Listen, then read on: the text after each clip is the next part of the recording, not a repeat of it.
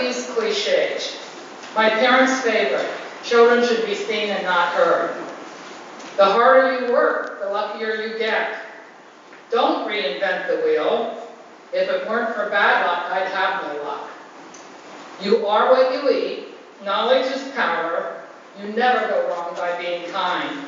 If you think there's something wrong, there's something wrong.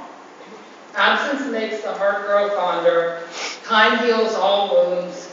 The best predictor of future behavior is past behavior. Happiness is a choice. The more you give, the more you get. Those who anger you, conquer you. Prior proper planning prevents poor performance. If you have no plan, you plan to fail. You are what you think you are. Keep doing what you're doing and you'll keep getting what you're getting. You made your bed, now lie in it. Finish what you start. No one likes a quitter. Begin with the end in mind. He's not the brightest light bulb. Now that one they usually say she's not the brightest light bulb. But I thought it applied more to men. Copy successful people and don't take advice from somebody more messed up than you are. You've heard them, right? So why do I want to talk to you about cliches? They are very, very powerful tools. Cliches are the guidelines that can help you make good decisions or bad ones. If you're unsure what to do, a cliche can pop into your head and give you the answer. For example, your teacher told you about the seminar at camp. You think, well, I get out of school, I still get credit for school, and they have door prizes. Or, it might be boring, I don't have anybody to sit with, and my boyfriend not pussy. But a little cliche pops in your head, and it says, knowledge is power, so you decide to come. If your cliche is, you'll never amount to anything, you're probably not here. From the time we were little kids, we've heard cliches. Every family has theirs.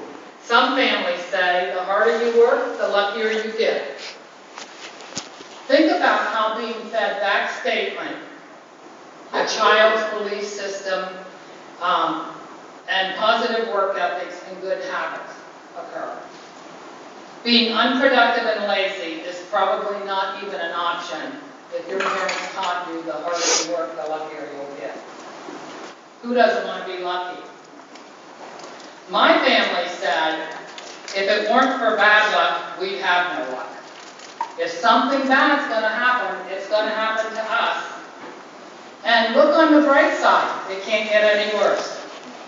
Our parents think this way because they were raised with these belief systems. The great news is you can change. My beautiful mother died a year ago at Christmas at the age of 90. She taught me many things, including I had to curse bad luck. But in all the lessons, right or wrong, it was what built my character and determined who I am. It then became my responsibility to choose how I wanted to live my life. I was the one who needed to make change. I made many mistakes and bad decisions. I drank too much. I turned down an opportunity to go to college, and I married the wrong man. There were a lot more, but these three stand out in my mind. I probably have learned more from my bad decisions than I thought. And I truly believe that everything bad that happens, something good comes. The first 25 years of my life, I believed everything my mother taught me. The last 35 years of my lifetime teaching her. And we had many disagreements and often. My mother and I had different beliefs on marriage. She was from the era, nobody likes a quitter. You made your bed, now you lie in it. The year I got divorced at Thanksgiving dinner, my mother said, look on the bright side, it can't get any worse. Several months later, my father lost his job and committed suicide. Just imagine how that enforced my belief system that I was from an unlucky family. God bless my mom and dad. they were good people, they were hard workers, but they lived during the Depression and they were dirt poor. My father went to war when he was 17 years old in Germany and was wounded several times. My mom and dad had the wrong cliches. Your belief system can take you down the wrong road, or it can make your dreams come true.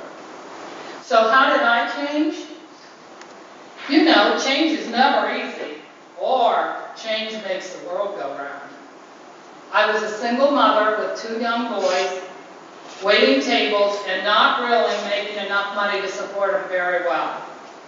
So I decided to get my real estate license. And I did it for one reason and one reason only, because it was only 2 classes. Have you heard the cliche that if your work is something you love, you'll never work a day in your life? Well, that was real estate for me.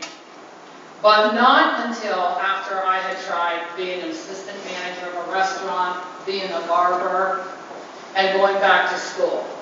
You try until you find what's right for you. So I got my real estate license, and I went to a seminar in Cambridge. At the time, I didn't realize the speaker was a leader, nor did I realize that he would change my life. I walked into the room, and the first thing I heard him say was, "Stop taking advice from people more messed up than you are. Don't reinvent the wheel. Copy successful people. You can create your own happiness. You have the power to change your life." I bought in hook, line, and sinker. The lights came on and the heavens opened. I could not believe what I was hearing. "You mean I'm not unlucky? OMG. But how do I choose happiness?" So I thought about what he said. Don't reinvent the wheel. Copy people who are successful, and never take advice from somebody more messed up than you are. So I made up my mind I was going to change. To stop worrying about what my parents taught me and worry about what I was teaching my kids. I believe those cliches were the #1 reason So I started asking the top producers in our real estate.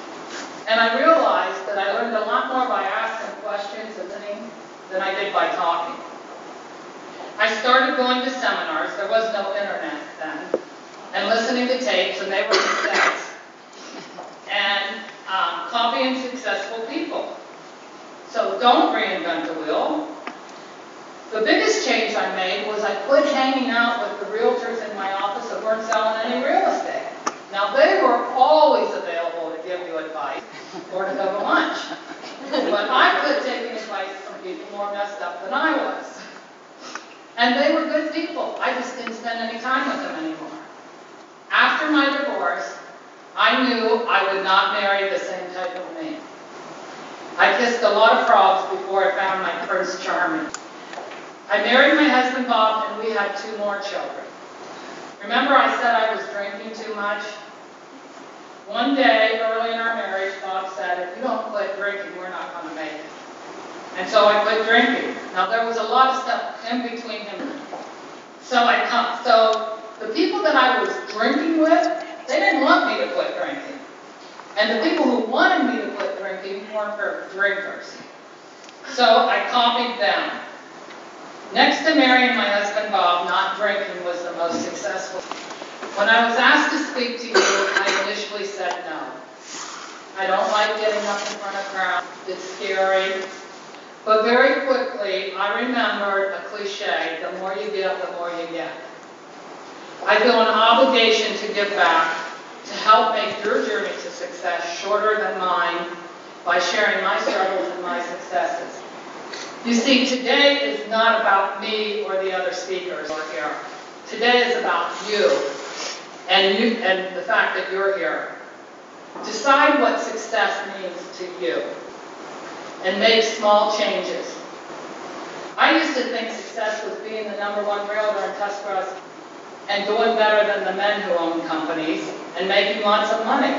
And it was a good goal. It worked for me. Today, I believe success is personal happiness.